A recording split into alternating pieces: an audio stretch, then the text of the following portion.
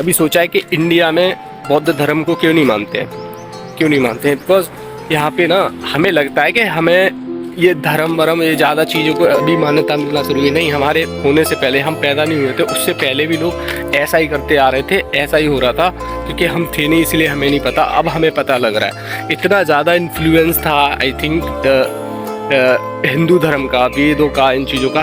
ठीक है वो था, लेकिन इसके आड़ में जो चीज़ें हो रही थी, जो आज भी हो रही हैं तब भी हो रही थी, बहुत सारी चीज़ें ऐसी हो रही थी अनयूजुअल जो नहीं होनी चाहिए। और आई थिंक जो बौद्ध धर्म इसीलिए नहीं फैल पाया बिकॉज जब वो मठ बनाए गए बौद्ध धर्म के लिए, आई मीन वहाँ पे जो लोग, तो वहाँ ना भ्रष्टाचार होना शुरू हो गया था बिकॉज लोग पहले से हिंदू धर्म को मानते आ रहे थे और बहुत सारी चीज़ें उसके आड़ में गलत होना शुरू हो गई। इसीलिए वो फल फूल नहीं पाया जो बौद्ध धर्म था। लेकिन जापान और चाइना, भूटान और जो दूसरी कंट्रीज़ थी बौद्ध धर्म को अपना लिया, मतलब डेवलप्ड है। That's why I am talking about these countries, Japan, China, आप समझ सकते हो, ठीक है। तो इसीलिए यहाँ पे, पर आई थिंक मानना चाहिए आपको। जो गौतम बुद्ध, इनके बारे में आप पढ़ो तो आपको इंस्पिरेशन मिलेगा। बहुत सारी ऐसी चीज़ें, कलाम साहब है, डॉक्टर APJ अब्दुल कलाम और भीमराव अम्बेडकर, ये जो है रियल हीरोज हैं। लेकिन एक्चुअल में क्या है कि हम लोगों ने किन लोगों को हीरो बना रखा है, समझ रहे हो? जो एक्चुअली क्या है, बस वो एंटरटेनमेंट कर रहे हैं, ठीक है, लेकिन नहीं होना चाहिए। आई मीन इतना वो नहीं।